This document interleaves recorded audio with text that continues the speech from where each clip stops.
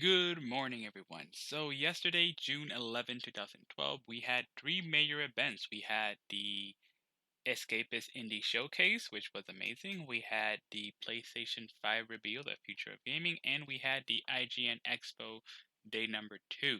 So, I actually recorded myself watching these things live and reacting to the trailers, and they actually came up pretty good. I even had a lot of reactions and jokes that I personally liked.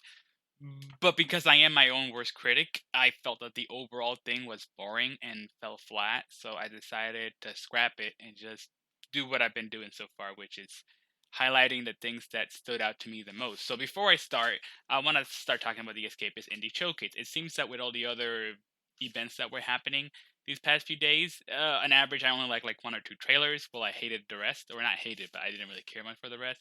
The Escapist Indie Showcase was 2 hours long, and it actually had a lot of trailers that I cared about, and some trailers that I was like 50-50. Very few trailers did I not care about completely. So the Escapist Indie Showcase was overall very good. So I want to start off with the trailers that I enjoyed very much, and if I can drag this a little bit lower so we can see the title. Can we see the title? Can we? There we go. Windbound. So Windbound is a game that we had seen before. Let me start the trailer. Windbound is a game that we had seen before in previous directs and other events, and it's looking very good. It's essentially kind of like Breath of the Wild, but there's also island hopping like in the Wind Waker. So I don't want to say necessarily it's ripping off those two games, but it does seem very beautiful, very amazing. And it's time to see an indie take on Breath of the Wild. Like Breath of the Wild was an amazing game, and I love indies because people are sometimes free to explore avenues that don't always get explored in AAA titles. Because indie games are shorter experiences, it really allows creativity to flow naturally. So I'm loving this. Again, it's Breath of the Wild. It's everything we love about Breath of the Wild. And there seems to be some sort of boat crafting thing. See, there's a paraglider from Breath of the Wild. That looks great. So I'm really loving what I've seen. Many people are saying it's like a Moana simulator. I think it's all of it. It's all of these concepts that from other games and media that we love put together, and I, for one, can't wait to play. It is coming for the Nintendo Switch as well as other platforms, so that's great. I'll definitely be trying it on the Switch. Um, but yeah, this is amazing, and the wind and wave physics, the sailing, all of it. I, for one, can't wait for this game to come out, and I can't think of a better title to show off as the first title of this showcase. And that's not just the first title that I'm showing; it's the first title that they showed. This is how they opened, and yeah, they did it right. I'm gonna go ahead and pause now. So, on the hills of Windbound, the game that is inspired by Breath of the Wild, I also saw this other game that seems to be inspired by Breath of the Wild. And again, everything I said before, indie games getting to try out the Breath of the Wild formula, I think is great. So this game is called Lucen, and yeah, once again it looks beautiful. It's a lush world, very Breath of the Wild, and I definitely want to see how different these games are. I mean, they're both based on Breath of the Wild, but what are the directors and the devs gonna do with them differently? That is a question that I very much await to find out. So yeah, this is the Lucent trailer. I don't know if I'm gonna play all the trailers 100%, but I'm just gonna react very quickly to some of them. The trailer itself is actually kind of old, but they still showcased it yesterday because the Escapist Indie Showcase was just that. It was a showcase. There were some reveals, some announcements, some premieres, but a lot of it were old trailers that otherwise would have gone unnoticed. And I'm really glad they did that because there's a lot of indie games that oftentimes, oh, there's a giant enemy chicken. I love that. There's a lot of indie games that don't always get love. So with that said, skipping on to the next one, Lucen. Oh wait, the trailer's almost over. Let me just finish it. Yeah, Lucen. And here's interesting. This game, Fallen Angel, as well as another game called Resolution, which I believe is out now already, are both inspired by or at least appear to be inspired by another indie game called Hyper Light Drifter, which is a great game, by the way. So the fact that other indie devs are now sort of taking inspiration from Hyper Light Drifter and doing different things, I think is great. Hyperlight Drifter was an amazing game. It wasn't, 100% perfect, but I do feel it was a masterpiece. So having another game trying to do that, it's a good. It's always welcome. And like I said, there's two games. There's this one, Fallen Angel, and there's another game called Resolution. Regardless, both appear to be doing the same thing, give or take. I'm sure there'll be different games, but yeah. With that said, I'm gonna quickly skip to the next one.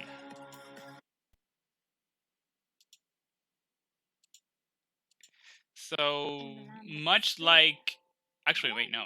So this game is a very old. This trailer is actually very old, like a month old, and the game has been announced multiple times. It's coming out on Stadia first. I just felt that the whole concept looked beautiful, very art style. It takes place in like a diary of a girl, but I guess a girl is trying to write a story. So I don't know if the story that she's writing is what you play as, but in any case, it looks amazing. It looks inspiring, and I do welcome these type of games. It's always nice to try something new. Am I probably gonna play this game? No, I don't think I will, but I'll definitely check it out once it comes out.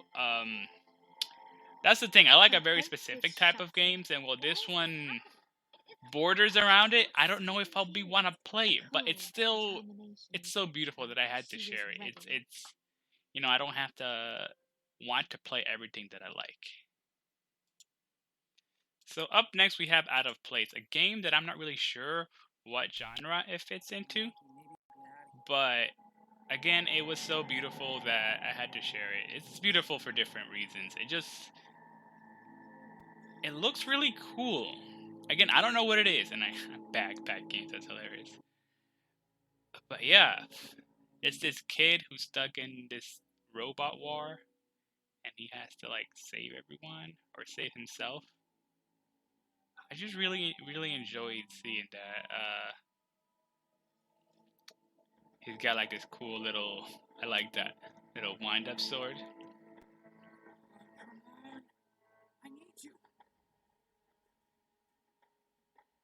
Not sure if it's inspired. Actually, I don't know what this game is inspired by, but it looks great. Like, yeah, in times of combat, I was gonna say that the combat system, the visuals, and I'm sure the story will be very good. So that was the Out of Place demo teaser.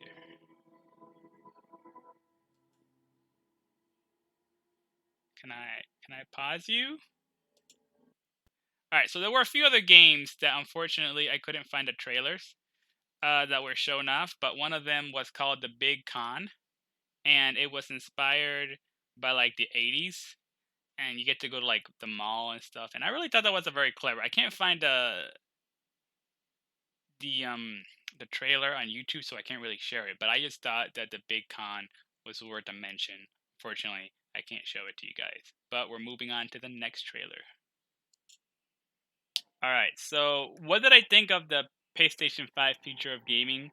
I thought it was very good. They showed off a lot of good stuff, and I very much was wowed by it. Did I like everything on it? No, because I'm more of a Nintendo guy than I am a PlayStation guy. But you'll see the trailers that I enjoyed coming up, and overall, it was a neat little showcase of the hardware.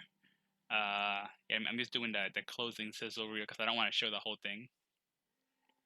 And ooh, this was from Horizon. The Horizon reveal actually looked pretty cool, even though I don't care much for Horizon. Yeah, I know it has things similar with Breath of the Wild, but again, maybe it's my Nintendo bias, but I don't know. So overall, there were a lot of good stuff. There's the hardware. I'm gonna get to the hardware later, but first I'm gonna do the trailers. Ooh, the media remote. Okay. Ooh, Solar Ash.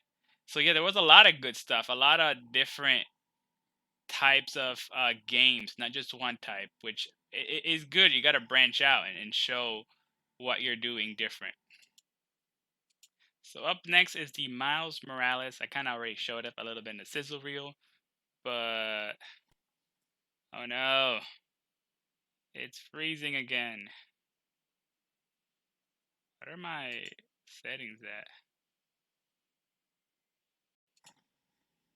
All right, so yeah, this was the big reveal where we see the hands, and at first we don't know who it is, but then it pans out to the face.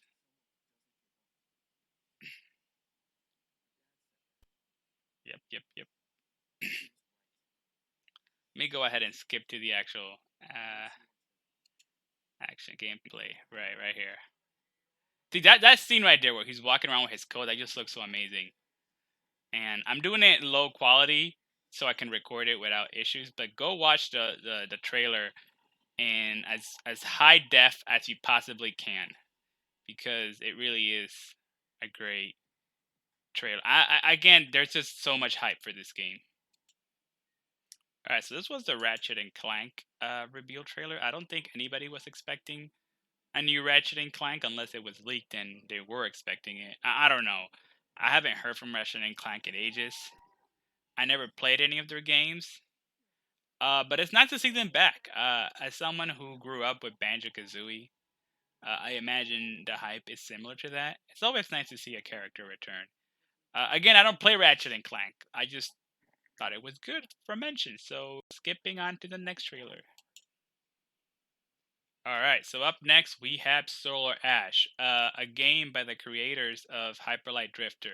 I'm very excited about this game because I had heard that it was going to be an Epic Store exclusive, but the fact that it's here means that it is coming to consoles, at least to the PlayStation. So who knows? Maybe it'll come to other media. I can't wait because I loved Hyperlight Drifter, and this is 3D. It's not a game that's based on Hyperlight Drifter, but it's by the same director. So it should be interesting, and I am excited for it. I actually thought the name was longer last time I saw it. I thought it was Solar Ash something else, but I'm glad to see it back nonetheless. All right, so let's actually do the hardware reveal. So this actually took too long. Let me go ahead and skip. I'm gonna skip it.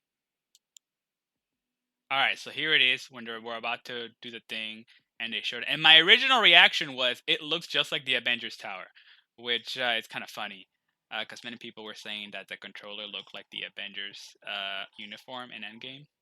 But yeah, I don't know what it is. I don't hate the design, but I feel it could be better. Kind of looks like a closed binder or a humidifier or one of those fans that stands up. You know the ones, those new modern fans. In the end, I think it's one of those designs that's gonna age poorly. 10 years from now, people are gonna look back on it and be like, "Oh wow, that was so dated." Uh, but as of right now, it looks okay, is what I think. But yeah, it could have done such a much better job on it.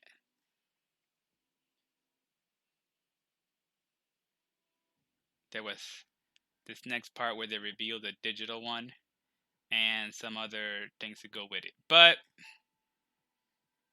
hang on, I'm gonna go ahead and stop it. So, what do I overall think of? Hang on, let me do the whole family. Boom, there it is. The headset, the remote, and the camera.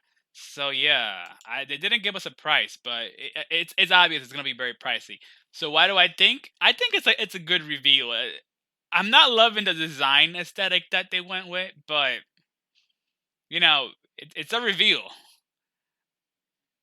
And like I said, I don't know if it's gonna age well within 10 years, but at least for now, it's a PS5. I'm a Nintendo guy. I will not be picking this up, but I think they overall did a good job. It was very hype, and what I really really enjoyed the most was actually the backgrounds for the dev talks. They all used like this uniform black background, which made it seem like they were all in the same building. You kind of forgot that these are people recording from their own homes on account that there's a pandemic outside. And I have to give them credit for that. That was very, very well done. Many people felt that the devs would be talking from like their mansions or whatnot. But no, they kept it simple, they kept it basic, and I really think that people are gonna forget that this was recorded in their houses and that they were working from home. And kudos to Sony. They pulled off something that again it made me forget about everything. So then for the IGN Expo Day 2, they showed up a few trailers like Spellbreak, Foreclose, Nickelodeon Kart Racers 2, and the Samurai Jack game, and Iron Oath. Yet the game that stood out to me the most was Spellbreak, a game that we already knew about. It's been in beta, and it was announced for console before, but this time they announced that it is coming for the Nintendo Switch, which I think is great. I definitely will be playing it. Spellbreak is essentially like I want to say a Breath of the Wild battle royale with magic. It looks great. I can see myself playing this game. Hopefully, it will have crossplay. I don't know if they announced it would, but this was a trailer from the IGN Expo Day 2 that stood out to me the most. The other trailers, you know, there were trailers, but nothing major. So once again, these Breath of the Wild type games stand out to me just because Breath of the Wild was a great game. So there is, you know, the association really works. So yeah, this is my video for the June 11, 2020 reactions, because I felt it's more natural if I do it this way than if I try to react to everything. So yeah, with that said, me like Ray, Uber, and out.